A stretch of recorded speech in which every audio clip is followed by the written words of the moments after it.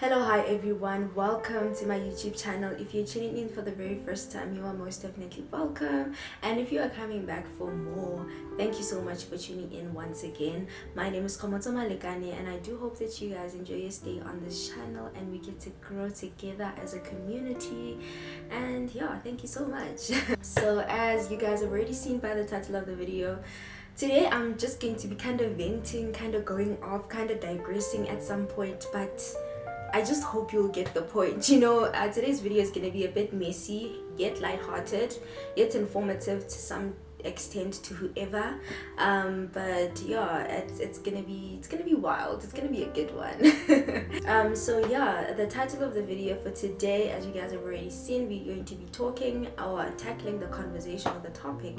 I don't know why I keep on saying conversation. I think everything to me is a conversation. Like I never want to stop. We must just go on and on and on and on about things when it comes to me. But yeah, that's what I like about myself. I always have something to say. But yeah, that's besides the point. Anyway, as you guys have already seen, hey, overcompensation. Don't we all overcompensate at some point? Don't we all try to prove a point? Try to make people feel like or get to a point where we try to fit in, make people feel like, oh yeah, look, I belong, give pick me vibes, and yeah, that's one thing that I've noticed about overcompensation. So yeah, so I'm just going to give you guys a bit of a story time in terms of my experience with overcompensation. I mean, I do believe that we've experienced this thing like in different areas of our lives, and I believe that this is not the only area of my life that I experienced myself overcompensating, because I was trying to prove a point. I was trying to make sure that everybody understands where I'm at and whatever, and yeah, I was just going through to extensive measures to ensure that people saw me beyond just, I don't know, like just this person, so I will talk about my experience with overcompensation. So when I was in high school, obviously, especially in the latter years, obviously, of high school, how you and your peers and even your family, your friends, you guys would start having conversation around, where you guys are going to study, if any of you are planning on studying further, what are you guys going to do after high school, obviously, life after high school, right? So obviously I would have these conversations with my peers, people I was in the same school with, and obviously my friends, which were already out of school at the time, just people that I acquainted with in different areas of my lives, right? And you would hear certain people saying that, like my peers for instance, saying that, because I was doing accounting when I was in high school, so some of my peers were saying that they were going to study accounting or accountancy, whatever the qualification is called, in Verts or like UJ or wherever, like the most highly accredited university or institute, that would be the institute that they would choose and go for, right? As far as obviously the qualification is concerned, right? So you would hear all these big names, big qualifications, them choosing these big universities, like big institutes that are like well known nationwide and things like that. And then the question would obviously come to you, right? Then they ask you, what do you want to do? And then when they asked me what I wanted to study, I always knew that I wanted to study something within the entertainment industry.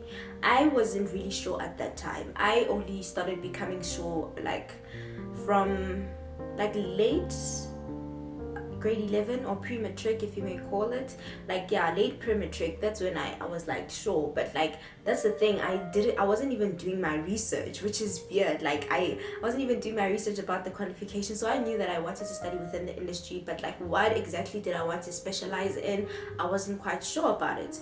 And then briefly, somehow, I don't know if I read about it or I saw it somewhere, then that's when marketing was brought to my attention, and I started becoming so intrigued by marketing. And then that's when I knew that, okay, marketing is the thing that I would like to do, right? At the time, I couldn't even define what the term marketing meant. Like, if you were to ask me, what is marketing? I'll probably look you in the eye like, I don't have any idea what you're talking about at this point. That's where I was at that point in my life. But I don't know, I just had this there was just this thing inside of me that just shifted, and in a good way. Whenever like I would just hear anything related to marketing, just hear the word marketing, I would have butterflies. It's good feeling. It's a good feeling. And I would obviously say this, that I wanted to study marketing. And at the time, because I had already attended a few activations, because like in my high school, I think from grade 10, they start like taking you guys to like activations, or like they allow like other students who are already qualified or still studying in a specific institute, and they would bring those students, and they would come to our school, or would go to a certain location where we meet with other students from different schools to come into the activation, and they would just talk about their university, their school, talk about their faculty they're under, the kind of module or qualification they're going for, how is it for them, and things like that, or rather job opportunities that are available as far as the qualification is concerned, and things like that. And would attend all these activations, and I think when it comes to the Boston Media House activation, I think I attended it twice. I think I attended it twice, but in different years. And the first time when I saw those students, at the time they were students, I'm sure now they like graduated, they married, they have kids, they have their own life, they even forgot that they went to Boston at some point. Like they had so much life in them, like, and I know like it's like a person who sells a product. Like you can't come to me selling maybe like a facial product or makeup without you wearing makeup. I'm just gonna think, this is a scam. You have to wear your product, right? And I believe that they had to have that energy, have that enthusiasm, be all fired up and all worked out and all ready to tackle these conversations and talk to these youngings and get them going with their lives or whatever career choices they want to take, right? And like they were just so lively, and I was like, oh my god, I want to be like that. Like I want to be that happy, because at the time I was not happy in that high school anyway. That's a story for another day. And they spoke about their qualification. I remember this other one. I don't remember if there was anyone who was doing marketing at the time, but I know there was one who was doing journalism, another one was doing PR, another one was doing advertising, and another one was doing radio and television, right? I don't remember any marketing person giving out a presentation among those students that were there at the day. And I was so intrigued, and I'm like, oh my god, like this is so cool, like this is so exciting, I want to do this, And finally we got to go to our second activation, which was when we were in our matric year, which was still a Boston Media House activation, and it was hosted at Grace Bible Church. That was so cool. Like I was still very excited at the time, but I didn't even listen, because I already knew that this is where I want to be. You cannot convince me any further. Like I was so convinced, guys. From the first activation that they did, I was so convinced. So the second time around, I was not even listening. I was chatting to my friend, and we were just on our phones. But like I knew, you know what? This is the school that I wanted to go to. Now, I think I've taken this a bit too far. Now, just going back to the phrase, or rather the topic, overcompensation. It was so hard for me to obviously, just openly talk about going to a media house and studying, media practices or whatever, because as I said, you have these people around you that are, mentioning all these big qualifications in these big institutes that, where they once they get qualified, obviously they're gonna make so much money, and you are thinking maybe what you're doing is a bit like, I don't know, limited, like it's miniature, it's nothing, right? And then you get to a point now where you don't even want to talk about your qualification. Like you don't even want to talk about the school that you've applied to or you were in at the time. And I remember that this started hitting when I was in second year, right? So a friend of mine and myself, like we were at this particular place, I'm not going to say where, and we went to buy coffee, right? And then the woman who was selling coffee to us obviously saw that we were very young and asked obviously, oh, what are you guys doing, like with your life or whatever, And then my friend went on to answer that, oh, he's studying law and things like that. And he went on, and like it was a conversation, like she was so intrigued and interested, right? And then obviously my turn came to answer, and I was like, I'm studying media practices. She didn't even ask what that was. Like, oh, okay. Like that level of like disappointment that a person has, like like I was expecting you to say that you're studying to become a doctor, teacher, nurse, something.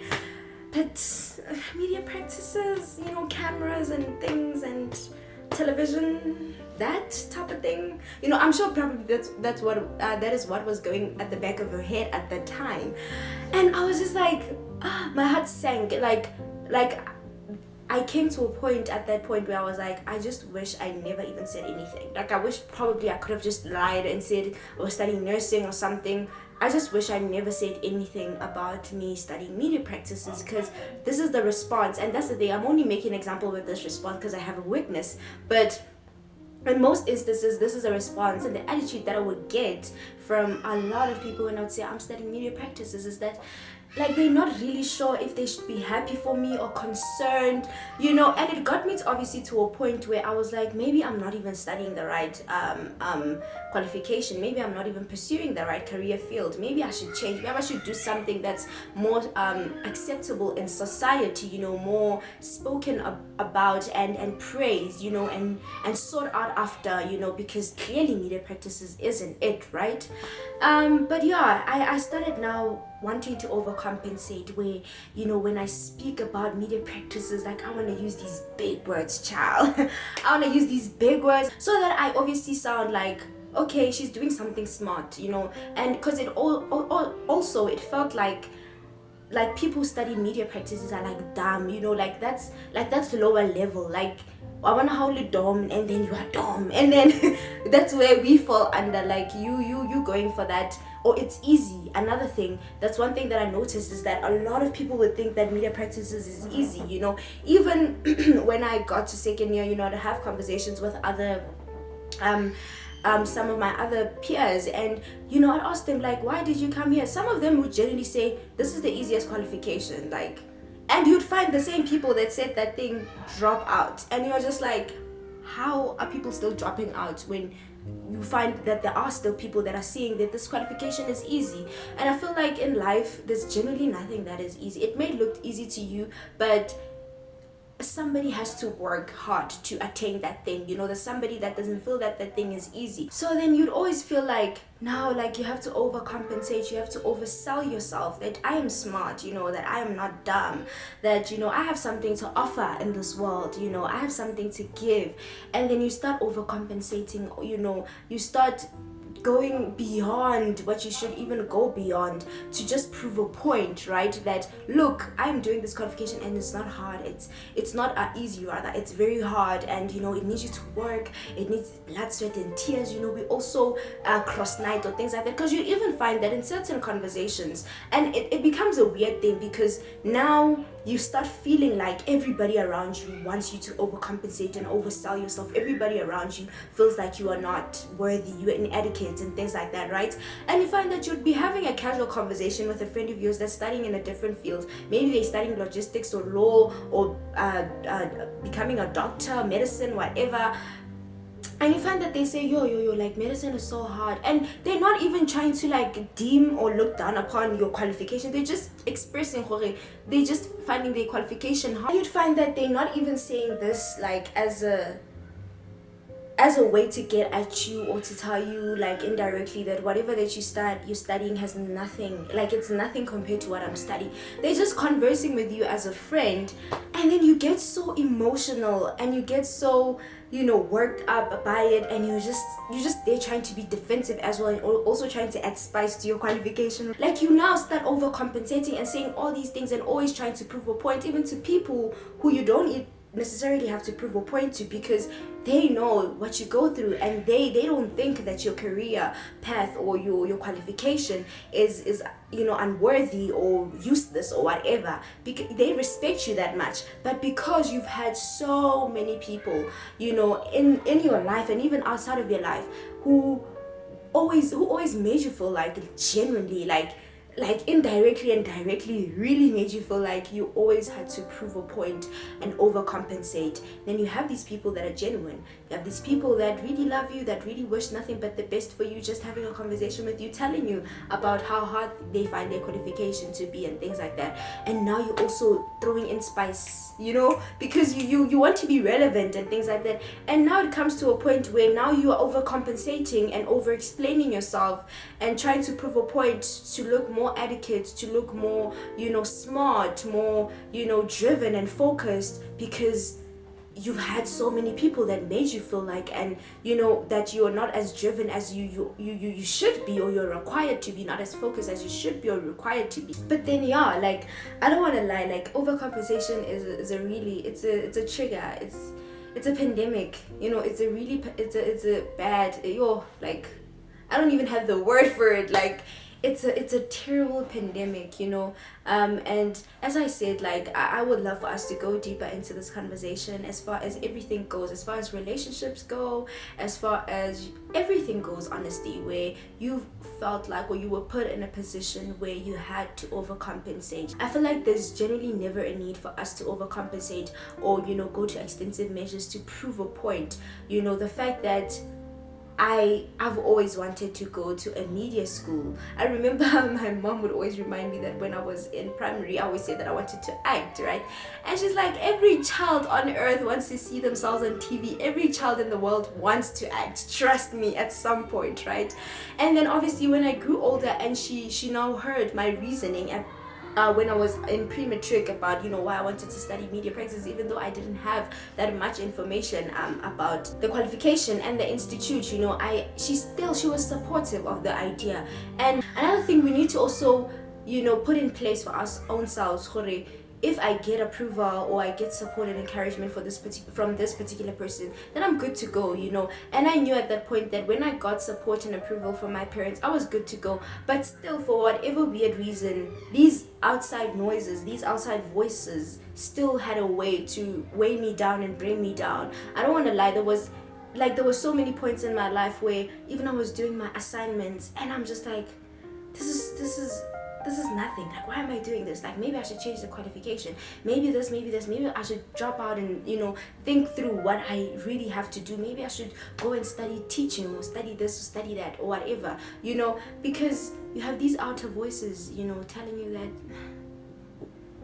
media practices or medicine or accountancy, it's not enough, Try something like actuarial science or whatever it's called. I don't know how to pronounce it, and you obviously start feeling very, very inadequate. So I just really hope that we can learn and grow and get to know that you are not inadequate, and you do not have to prove a point at all. Not even in everything. I'm not even gonna say in everything at all. Like, at any point in your life, you do not have to prove a point. God will strategically place you where He wants you to be, and you will soar and you will conquer wherever He's placed you. He will equip you to ensure you that He takes you from position A to position B effortlessly. So it's not to say that you're not gonna face challenges or whatever. You will, but it will feel worth it, even when in some instances when I couldn't submit some of my work, there were some of my friends I didn't even want to tell that, I didn't submit this assignment, this and this and this and this, because I felt like, oh my god, they would think, this girl study media practices, but submit this assignment.